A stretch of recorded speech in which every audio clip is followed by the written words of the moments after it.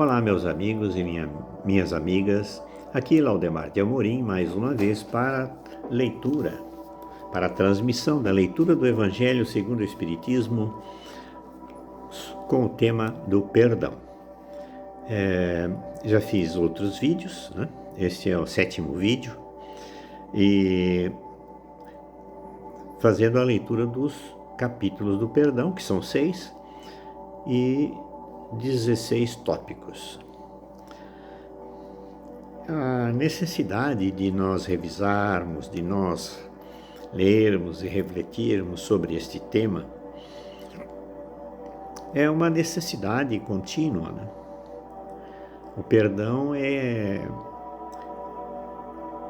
a base para que nós possamos praticar o verdadeiro sentimento do amor incondicional, do amor fraternal, do amor filial, do amor paternal, do amor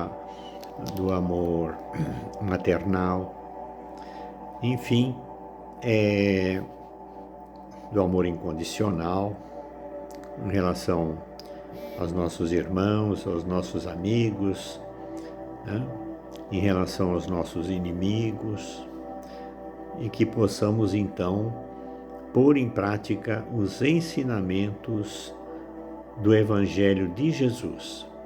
O Evangelho segundo o Espiritismo nada mais é do que a essência do Evangelho de Jesus contido no Novo Testamento, apenas que abordado sobre um aspecto sobre a ótica da visão espírita, que não contraria nenhum conteúdo e nenhum ensinamento que consta no Novo Testamento da Bíblia.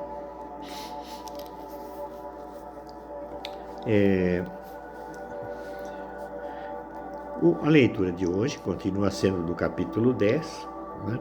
O item 9 e 10. E o subtítulo, né? O título deste capítulo 10 é Bem-aventurados os que são misericordiosos. E daí tem todos os tópicos, né, para que a gente possa refletir sobre cada aspecto dessa questão do perdão. Mas, com relação ao cisco na trave e no olho, o texto é o seguinte: Como vocês conseguem ver um cisco que está no olho do seu irmão e não conseguem ver a trave que está em seu próprio olho? Como podem dizer a seu irmão: deixe-me tirar o cisco que está em seu olho, se no de vocês possui uma trave? Hipócritas, retirem primeiro a trave que está em seu olho, para depois retirarem o cisco que está no olho do seu irmão. Mateus 7, 3-5. Um dos defeitos da humanidade é ver primeiro o mal alheio, para depois ver o seu próprio. Para fazer um julgamento correto, seria preciso que o homem olhasse seu interior num espelho, se transportasse de alguma forma para fora de si mesmo e, considerando-se como outra pessoa, perguntasse: o que eu iria pensar se visse alguém fazendo o que eu faço? Indiscutivelmente, é o orgulho que faz com que o homem disfarce seus próprios defeitos, tanto morais quanto físicos. Esse comportamento é totalmente contrário à caridade, pois a verdadeira caridade é modesta, simples e tolerante. Não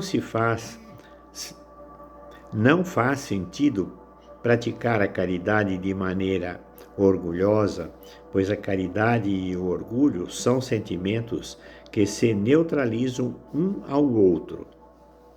Aquele que é orgulhoso não consegue praticar a caridade. Um homem bastante vaidoso, que acredita possuir qualidades superiores, não consegue ressaltar o bem em outras pessoas, pois isso poderia ofuscá-lo. Assim, prefere ressaltar o mal que poderia promovê-lo. O orgulho, além de ser o pai de muitos vícios, ainda impede a manifestação de muitas virtudes. Ele é a razão de quase todas as más ações do homem, e foi por isso que Jesus se dedicou tanto em combatê-lo. O orgulho é, sem dúvida, o principal obstáculo ao progresso da humanidade. Então, prezados amigos, prezados irmãos e irmãs, esta é uma lição que nós teremos condições de integrar a nossa maneira de pensar, as nossas atitudes, né? Na medida que nós formos vivenciando, analisando os desafios da vida que vão se apresentando, né? E hoje temos muitos casos de depressão, né? Justamente porque quando a pessoa entra num conflito, estabelece um conflito de ordem em qualquer nível de relacionamento, né? Qualquer situação de relacionamento, se nós não buscarmos perdoar a pessoa, compreender o ato da pessoa, não julgar, não condenar, não é fácil, mas nós temos dentro da filosofia espírita, né, os conhecimentos para que a gente possa racionalizar esses processos, né, o porquê que nós entramos em conflito. Justamente porque muitas vezes encaramos situações de vingança, de traições, né? Não só traição entre marido e mulher, né?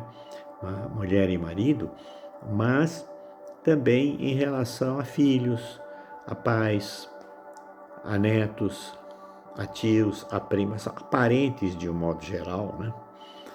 Quando não também com aquelas pessoas que criam dificuldade no trabalho, nas equipes de trabalho, né? E na própria sociedade, em outras atividades, né? Muitas vezes podemos ser rejeitados ou criticados, censurados, bloqueados. Tem uma série de situações no dia a dia, né? Que todos nós estamos sujeitos.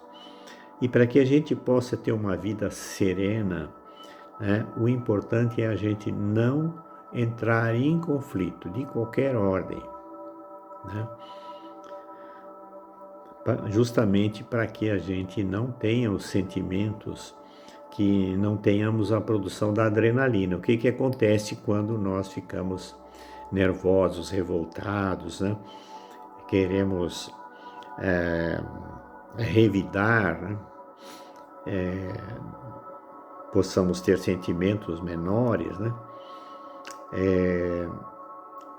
Quando nós produzimos adrenalina, né, e ficamos nervosos, nós bloqueamos o fluxo da energia vital, o fluxo da energia cósmica, que se transforma na energia vital, que nos dá vitalidade e ânimo, através do bloqueio do nosso chakra cardíaco, né?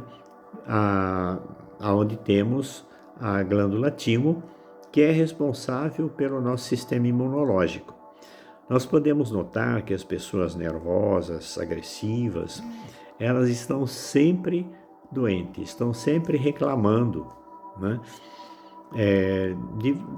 Dos mais variados problemas, né? E esses processos, se não forem tratados rapidamente, eles podem se transformar numa depressão, podem se transformar numa doença, como a diabetes, né? Como qualquer outra doença viral, né? Pessoa que fica com muita frequência resfriado, com infecções de garganta, com problema de estômago, problema de fígado, problema de rim, problema de pâncreas, né? Enfim, porque quando bloqueamos o nosso sistema imunológico, né, através das nossas emoções negativas, nós adoecemos, estamos sujeitos a doenças. Não é simples, mas a estratégia para nós vivermos com saúde, né, é procurarmos não entrar em bola dividida, como se costuma dizer, né? Então, meus amigos, minhas amigas, quero deixar aqui essas palavras de incentivo, né, para todos vocês que vierem ver este vídeo, né, e que possam buscar a leitura do Evangelho segundo o Espiritismo, né? Se possível, participar numa casa espírita que tenha a programação de estudo do Evangelho segundo o Espiritismo, como também de todas as outras obras, né? O Livro dos Espíritos, o Livro dos Médiuns, né? E quem não tem a leitura, não conhece ainda as obras, eu recomendo que procure ler o livro O que é o Espiritismo. O que é o Espiritismo é o segundo livro de Kardec.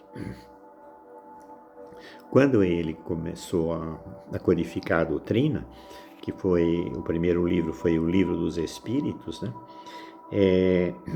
Logo ele percebeu que ele precisaria explicar o que é o Espiritismo. E esse livro, essa obra, né, um livro até relativamente curto, né, é fácil de ler, uma leitura rápida, vocês terão uma noção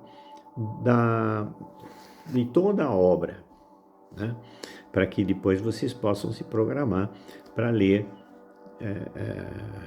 o Livro dos Médiuns, né, o Evangelho segundo o Espiritismo, o Céu e o Inferno, a Gênese, né? Então, no total, Kardec tem 10 livros, né? Inclusive o Jornal Espírita, né, que é uma obra também gigante, né, muito importante, que relata o dia a dia de Kardec durante o período em que ele desenvolveu essas obras. Então, para que vocês tenham uma ideia do que é o Espiritismo, né, seria muito importante seguir esta sequência, né? Eu pretendo, bem próximo, né, criar um canal, né, tipo podcast, né, para transmissão desse estudo, né? Nós temos outros temas para estudar, depois de estudarmos todos os tópicos aqui, os capítulos e os tópicos do perdão, nós vamos estudar os tópicos do amor, né? Os tópicos do amor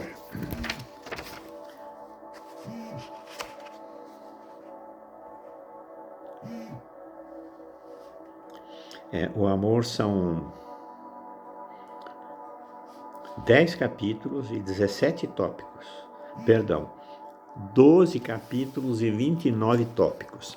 Eu fui lendo e relendo o Evangelho e fui marcando os capítulos, né?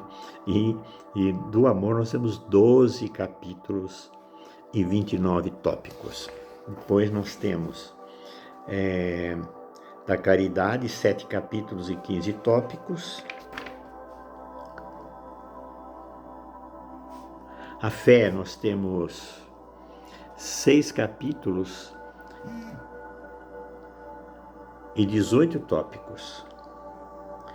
Então, basicamente, nós vamos estudar todo o Evangelho, vamos fazer uma leitura de todos os capítulos do Evangelho, focado nesses temas, né? O amor, a fé, o perdão e a caridade, né? Desejo a vocês uma boa noite, muito obrigado. Por favor, deem o seu like, gostei ou não gostei, se inscrevam no canal, a fim de que a gente possa compartilhar esses vídeos com mais pessoas que possam necessitar de um incentivo para a busca do conhecimento, da filosofia, da ciência e da doutrina espírita. Fiquem na paz, e tenha uma ótima noite.